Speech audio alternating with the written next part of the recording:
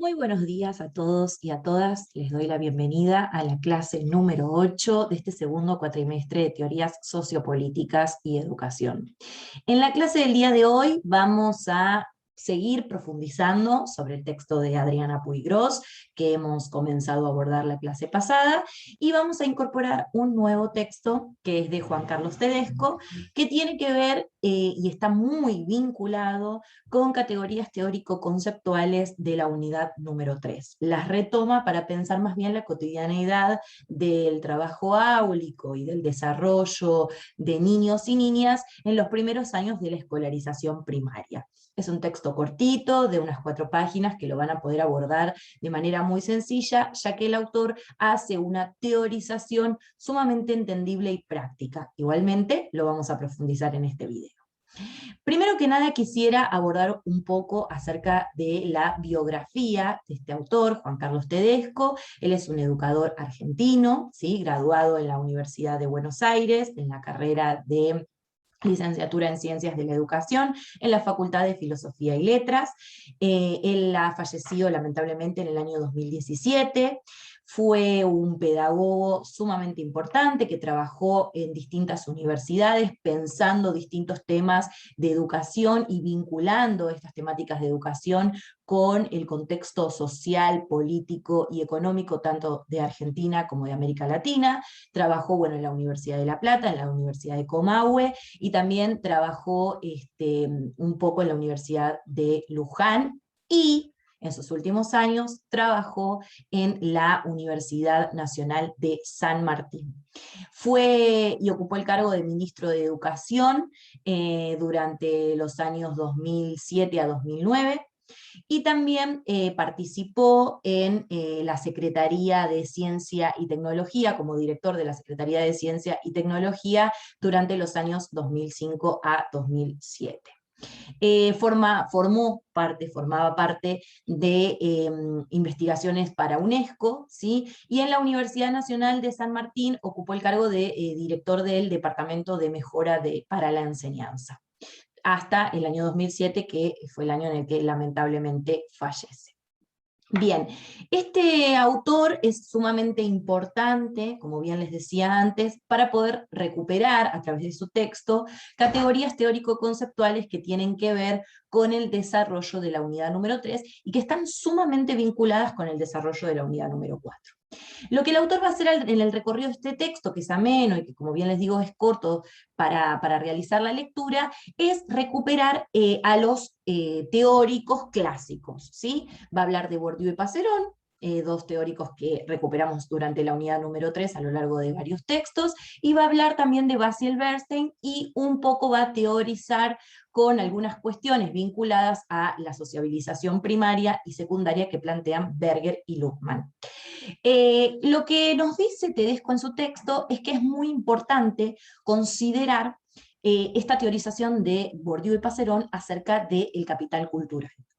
¿Por qué dice esto Juan Carlos Tedesco? Bueno, bien, porque él plantea que los niños y las niñas llegan a la instrucción primaria, por supuesto, luego de haber adquirido un capital cultural a lo largo de su sociabilización primaria, y ahí dejé la relación con Berger y Luhmann. Esto es decir, que a lo largo de la sociabilización, en sus primeros años con su seno familiar, con su familia, ellas incorporan un capital cultural, ¿sí? Que es el capital cultural que es adquirido por justamente la sociabilización primaria, y que se va desarrollando en los primeros años de instrucción dentro de la escuela. Entonces estos serían los primeros años dentro del nivel primario, ¿sí? Y aquí él hace una teorización vinculada con las categorías conceptuales más potentes que hemos desarrollado en la clase que hablamos acerca de Basil Bernstein, ¿sí? Esta idea del código sociolingüístico, y lo vincula especialmente con la incorporación o con el aprendizaje, mejor dicho, de la lectoescritura, ¿sí? Cómo los niños y las niñas de las distintas y diversas clases sociales adquieren, ¿sí?, un código sociolingüístico durante su sociabilización primaria, perdón, es decir, en su seno familiar, y luego van hacia la escuela a adquirir o a aprender la lectoescritura, y cómo este código sociolingüístico, que también tiene que ver justamente, y el autor lo plantea en el texto, con el capital cultural adquirido, es decir, con el que viene a través de la sociabilización primaria, influyen sumamente en el desarrollo del aprendizaje de la lectura y la escritura, pero no solamente en el desarrollo del aprendizaje de lectura y escritura, sino también en los resultados escolares. Y estos resultados escolares, por supuesto, son medidos en términos de objetivos visibles a lo largo de la instrucción primaria y medibles, ¿sí?, a través de distintos parámetros que por supuesto que están vinculados con la estandarización, la idea de una educación como mercancía y no de una educación como derecho, ¿sí?, y la idea de una instrucción para una determinada clase social. Y acá es donde se vincula fuertemente esta idea del código restringido y del código elaborado, ¿sí? Cómo los niños y las niñas, a través de la enseñanza que se produce dentro del nivel primario, ¿sí?, puedan llegar a adquirir o no, o a fracasar, o a justamente tener muchísimos logros, según el capital cultural que ellos hayan incorporado durante su sociabilización primaria.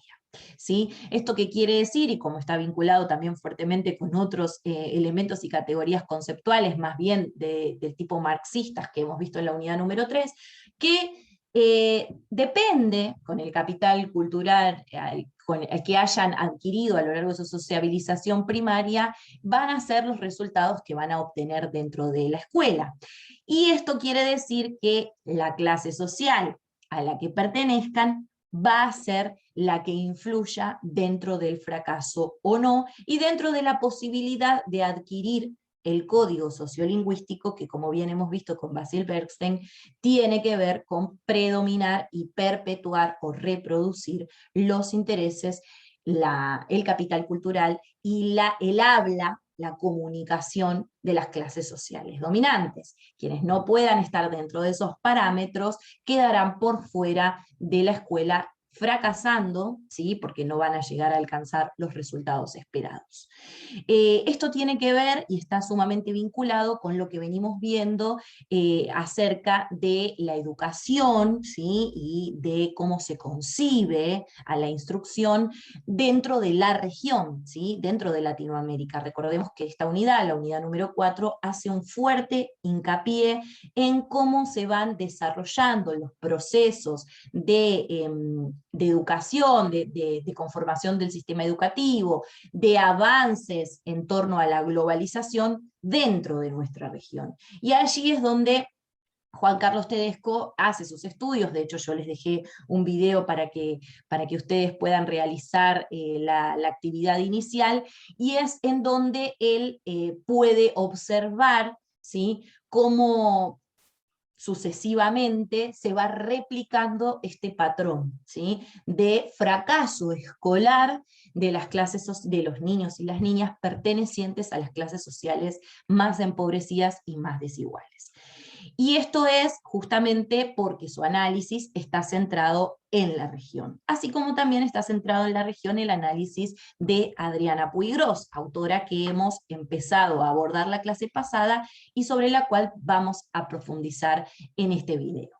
Me parece aquí sí muy interesante, antes de comenzar a hacer las vinculaciones teóricas con el texto de Adriana Puiggrós, presentar una pequeña actividad como la que estamos acostumbrados y acostumbradas a realizar en estos videos, de reflexión acerca de una imagen en este caso.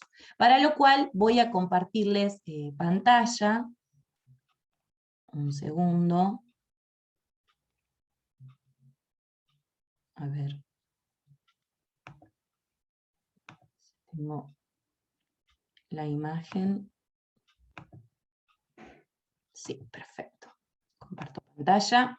Bien, me gustaría que aquí podamos reflexionar observando con atención esta imagen y pensando en esta reflexión acerca de estas 4 preguntas. Esta imagen está sumamente vinculada con el contexto social que estuvimos viviendo durante este último tiempo y que seguimos atravesando, que es la pandemia por COVID-19. ¿Sí?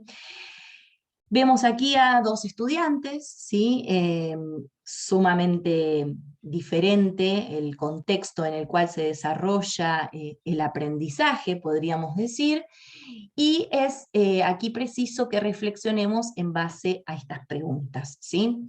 Para lo cual les voy a pedir que pausen el video y puedan realizar la reflexión. La pregunta número 1 dice, ¿cuáles son las desigualdades que pueden observarse en la siguiente imagen? 2. ¿Cómo aprende cada uno de esos niños? 3. ¿Cómo crees que influyó la pandemia por COVID-19 a la que nos enfrentamos para pensar esas desigualdades? Y 4. ¿Dónde podrían estar situados estos niños? ¿Qué diría Adriana Puigros si tuviese que analizar dicha imagen? Bien, con estas 4 preguntas, que también yo esta imagen se las dejo por fuera del video, debajo del mismo, les voy a pedir que pausen el video, se tomen unos minutos para poder responderlas, las pueden responder en una hoja de papel o tan solo pensarlas, ya que las vamos a retomar durante la clase del día de hoy. Bien, si pudieron ya reflexionar acerca de estas 4 preguntas, me parece aquí sumamente interesante poder comenzar a realizar la vinculación con el texto de Adriana Puigros. Justamente en esta imagen veíamos 2 contextos, ¿sí? 2 contextos de aprendizaje sumamente distintos, de 2 niños que por supuesto, como se puede observar en la imagen, pertenecen a 2 clases sociales completamente antagónicas, y que estaban tratando de aprender en este contexto de pandemia. ¿Sí? Esto lo podemos ver ya que vemos que tienen el barbijo, ¿sí? Por supuesto, y que están, suponemos, habitando algún espacio áulico. ¿Sí? Adriana Puigros en su texto nos plantea justamente la necesidad de reivindicar la figura de Simón Rodríguez. Yo les he dejado un video acerca de la biografía de este pensador tan importante, ¿sí? Del siglo XIX, pero bueno, lo que nos dice justamente Adriana Puigros, pasado ya los años 2000, es por qué después de tantos años es necesario reivindicar su figura. Pensemos en algunas cuestiones que tienen que ver con la biografía de Simón Rodríguez antes de adentrarnos en por qué el vínculo entre esta imagen y las teorizaciones de Adriana Puigros y la necesidad que ella plantea en su texto.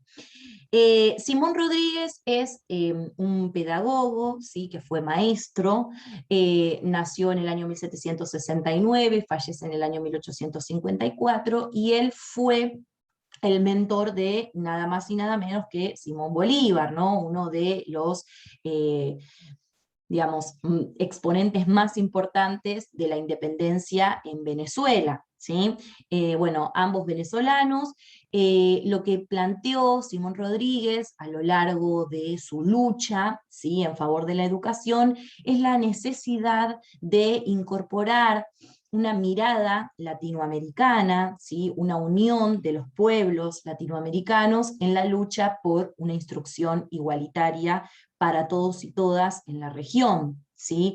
Él justamente toma muchos elementos también de la incipiente educación popular, aquellos elementos que tienen que ver más bien con conformar a un sujeto, a una sujeta que pudiera conformar, digamos, el sector productivo, ¿sí? Pero no entendido y entendida como hoy, que estamos siendo preparados y preparadas para incorporar un sector productivo flexible que busca que los derechos estén en segundo lugar y estén en primer lugar los intereses del mercado, sino sujetos y sujetas que estuviesen preparados y preparadas para enfrentar el mundo laboral defendiendo sus derechos y además teniendo conciencia social acerca de el lugar y el espacio que ocupan en la sociedad. Por supuesto, con una mirada de reivindicación de lo popular, de reivindicación de los derechos de las clases sociales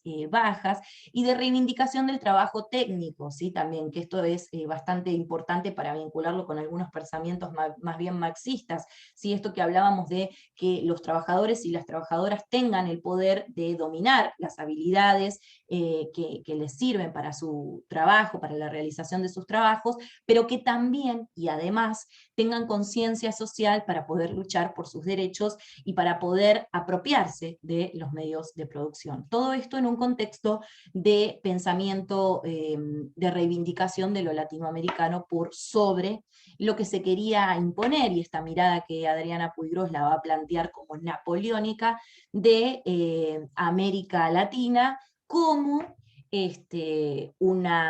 como un continente, bueno, como la conformación de un territorio, ¿sí? Inferior a Europa, y que debía ser funcional a sus intereses, y no solo a los europeos, sino también a los norteamericanos, ¿sí? No se toma, digamos, acá a Norteamérica como parte de esta lucha, porque justamente a través de la historia sabemos que esta porción del territorio, que también forma parte de América, de Norteamérica, ha defendido intereses que no tienen que ver con las clases sociales bajas, que no tienen que ver con reivindicar lo latinoamericano, sino más bien todo lo contrario, que sería poder eliminarlo, ¿sí?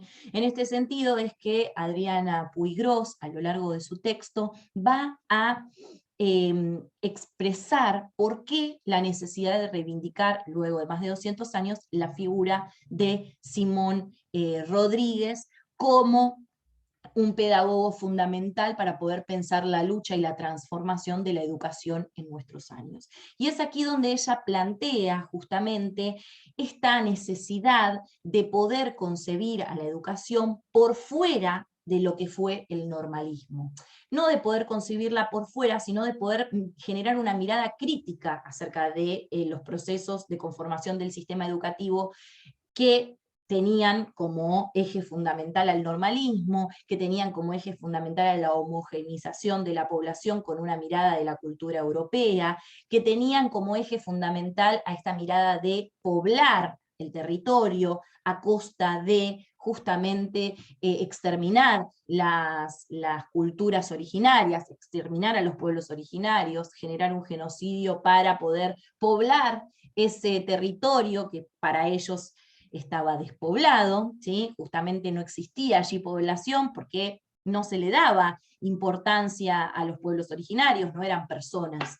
Por lo tanto, había que poder llevar la cultura hegemónica, había que homogeneizar, que normalizar, y justamente poblar los territorios despoblados, exterminando a los pueblos originarios. Entonces, la idea aquí es reivindicar justamente la figura de Simón Rodríguez en los términos de pensar una alianza latinoamericana que tenga en cuenta a las culturas originarias de esta región, y que discuta y debata con la idea de la globalización y del progreso, más bien en términos positivistas, que tiene que ver, que está fuertemente vinculado con perpetuar una cultura legítima, saberes que están legitimados y que están socialmente aceptados, y dejar por fuera la identidad popular de los pueblos latinoamericanos.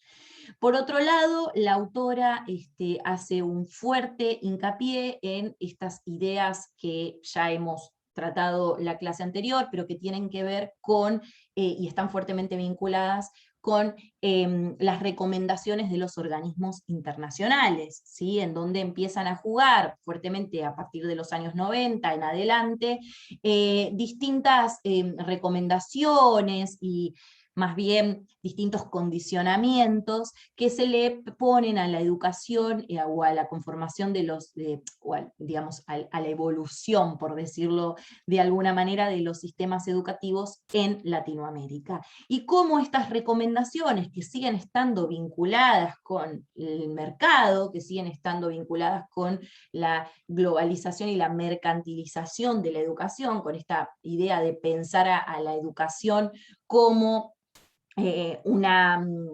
como un aspecto que solamente tiene que tener determinadas condiciones vinculadas a los intereses de estos organismos que responden a los intereses de las clases sociales dominantes, tiene que estar instalada en América Latina teniendo en cuenta las recomendaciones que estos organismos plantean. Y aquí ella plantea los problemas que comienzan a surgir, las dificultades, las cuestiones que quedan aisladas dentro de estas recomendaciones o dentro de estos pensamientos que busca inculcar organismos internacionales, como por ejemplo el Banco Mundial, ¿sí?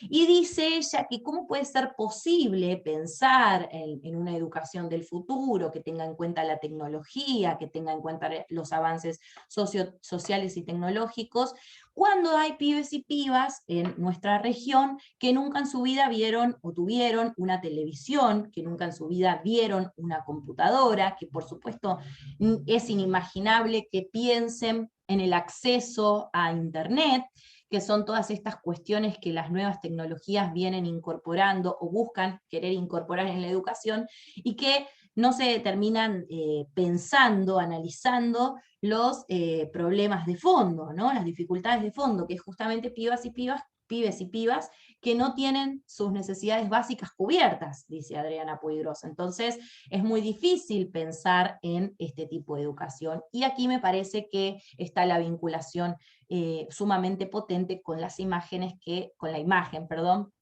que nosotros y nosotras acabamos de ver en el video, ¿sí? ¿Qué pasa cuando, bueno, justamente ante una emergencia sanitaria de carácter mundial, los niños y las niñas se vieron en la necesidad o en la obligación de seguir con sus estudios de manera, por ejemplo, virtual, ¿sí? ¿Cómo fue el acceso de las distintas clases sociales a la educación? ¿Se garantizó? ¿No se garantizó? ¿Estaban realmente los recursos?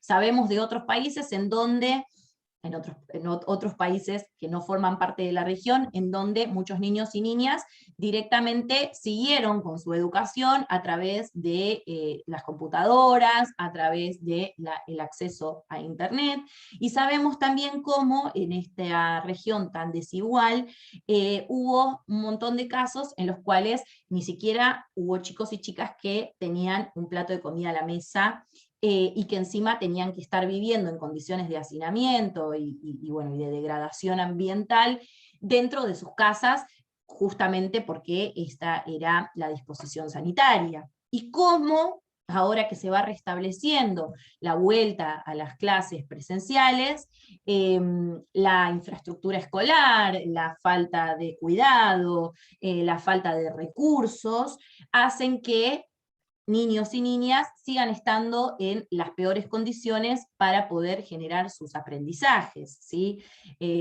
Faltas de recursos en todos los sentidos, no solamente quizás en lo que, bueno, en lo que es justamente los elementos de cuidado, como tendrían que ser el alcohol en gel, barbijos y demás, sino también en recortes en lo que es la canasta o digamos, o esta parte de la alimentación que los niños, a la cual los niños y las niñas tenían acceso, o tienen que tener acceso porque es su derecho, ¿sí? El recorte en las canastas que se entregan en las escuelas, en las viandas y demás, dentro de este contexto encima sumado a una pandemia, ¿sí? Creo que acá es fundamental pensar lo que plantea Adriana Puigros en términos de qué sucede con esta mirada más bien europeizante dentro de la región. Y allí ella plantea en uno de los apartados esta idea de sujeto político o choque de culturas. Y es allí en donde ella va realizando justamente su teorización siguiendo estos ejemplos de las desigualdades sociales a las cuales los niños y las niñas de nuestra región se deben ver enfrentados, enfrentadas a lo largo de su educación, ¿sí? Y cómo esta idea de choque de culturas, ¿sí? Es un poco perversa, en términos de que siempre se legitima a la cultura dominante y se buscan borrar las raíces de las culturas populares o de los pueblos originarios, y de cómo la educación, ella plantea que tiene que servir para justamente generar, para promover sujetos políticos con una mirada de Latinoamérica como unida, ¿sí? Como unificada, en pos de luchar en contra de las desigualdades a las cuales se subsume debido a pensar que Europa, que la cultura hegemónica, tiene que tener el lugar primordial y que hay que perpetuar o reproducir las desigualdades para poder seguir fomentando al mercado y siéndole funcional a un sistema capitalista. Allí ella plantea entonces la idea de formar un sujeto político latinoamericano, ¿sí? Con una mirada de Iberoamérica y Latinoamérica como una región unida, ¿sí? Que en donde se puedan superar algunos debates y diferencias que se dan hacia el interior de la región, y en donde se pueda luchar en contra de todas estas desigualdades. Para finalizar, quiero leerles el último apartado, el cual profundiza en algunas políticas de Estado deseables, dice ella, que es la parte número 5, es un apartado muy cortito, que ella considera que son necesarias implementar para poder justamente conformar este sujeto político y esta unificación de América Latina en pos de luchar en contra de la hegemonía dominante, que por supuesto tiene que ver con otros continentes, Europa o Norteamérica. Entonces dice, como primer punto, abrir un espacio de discusión permanente sobre historia y prospectiva de la educación iberoamericana en el marco del convenio de Andrés Bello, en combinación con otros pactos regionales y los programas de cooperación iberoamericanos. Acá ella va haciendo a lo largo de su texto una teorización acerca de pactos regionales, ¿sí? Sumamente importantes que han ayudado a la cooperación de Iberoamérica y que es necesario volver a discutir, a traer a la discusión y al debate para poder generar una visión transformadora de la realidad. En el 2 dice acordar medidas de protección de la educación como bien social, manteniendo una posición común en los organismos internacionales. El 3 dice convenir medidas antimonopólicas dentro de y entre los pactos regionales y programas de cooperación, ¿sí? Donde justamente el mercado y las multinacionales no sean los agentes que dominan a la educación y que disponen qué es lo que hay que hacer en el marco educativo, sino que sean los docentes, expertos, expertas en educación, que conciban a la educación, por supuesto, como un derecho y no como un bien de mercado, ¿sí? 4. Pactar políticas de intercambios sociales justos y económicos independientes entre los países y bloques regionales, dirigidos a compartir y aumentar el capital cultural iberoamericano, ¿sí? Otra vez la idea de una visión conjunta, en este caso que tenga en cuenta la cultura, la reivindicación de la cultura.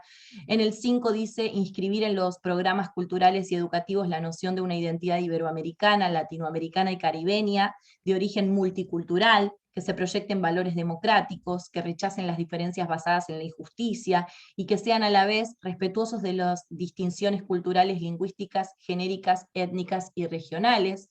En el 6 dice estimular la vinculación productiva de la educación con el trabajo, poniendo en marcha estrategias de educación, investigación y difusión cultural que atiendan las necesidades regionales de saberes socialmente productivos. Bueno, acá otra vez, esto que les decía, ¿no? La mirada de conformar un trabajador, una trabajadora que estén en favor de reivindicar sus derechos, ¿sí? Y no esta visión del trabajador y la trabajadora como persona que se tiene que adecuar a la flexibilidad del mercado. El 7, planificar medidas dirigidas a formar una masa crítica de saberes socialmente producidos que identifiquen a la región y mejoren su posición en el terreno económico, social y cultural internacional. El 8, orientar a los sistemas de educación pública y promover la de los privados hacia el fortalecimiento de la identidad iberoamericana, latinoamericana y caribeña, y el acceso desde ella a la cultura universal. El 9, avanzar en la articulación entre los sistemas de educación básica, media y superior entre los distintos países, y allí deja algunos puntos acerca de los cuales ella ejemplifica. El 10, participar conjuntamente en el mercado amplio de sus bienes simbólicos, estableciendo acuerdos sobre los contenidos que circulan en los medios de comunicación, en especial en aquellos espacios que son de acceso libre para los niños y adolescentes, y avanzar en la producción de programas culturales, de difusión científica y educativos en los medios públicos de la región, así como estimular la inclusión de ese tipo de programas por parte de los medios privados. Acá también hago un paréntesis, ella plantea a lo largo del texto la necesidad, ¿sí?, de pensar la información, de pensar la influencia de los medios masivos de comunicación, ¿sí?, y cómo estos son formadores también de opinión y de sentido común, como también lo vinimos viendo en la clase pasada. 11, establecer acuerdos regionales para el reconocimiento de los saberes adquiridos fuera del sistema de educación formal o formalmente, pero de manera discontinua, ¿sí? También aquí está la importancia de pensar a la educación popular como una alternativa, o de incluir dentro de la educación pública y de la instrucción primaria, por decirlo de alguna manera, saberes y nociones que que estén vinculadas y relacionadas con la educación popular. Y el 12, producir mayor sinergia entre los programas de investigación y desarrollo, otorgando prioridad a la resolución de problemas que son compartidos por los países y regiones y han sido objeto de abordajes desconectados, y abordar proyectos prospectivos de producción de saberes de alcance regional y universal. ¿Sí?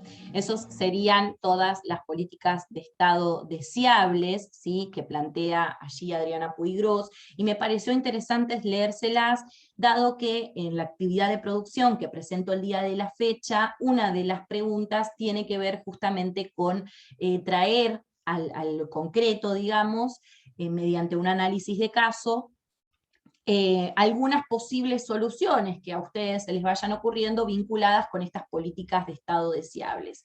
La idea no es transcribir quizás lo que dice Adriana Puiggrós, sino pensar alguna idea que, vinculada a estos 12 preceptos que ella plantea como políticas de Estado deseables, puedan ser llevadas a la realidad de lo concreto, ¿sí?, en base a los testimonios que ustedes van a poder leer, que yo les he dejado en la actividad de producción. Así que bueno, espero que hayan disfrutado de la clase. Cualquier cosa que ustedes no hayan comprendido o en la que quieran profundizar, saben que me pueden escribir por el foro. Nos encontramos en la clase de hoy a las 18 horas y les agradezco mucho haberme escuchado y seguir profundizando y reflexionando juntos y juntas en estos temas tan apasionantes como son la lucha por la transformación de las desigualdades. Nos vemos a las 18 horas. Muchas gracias.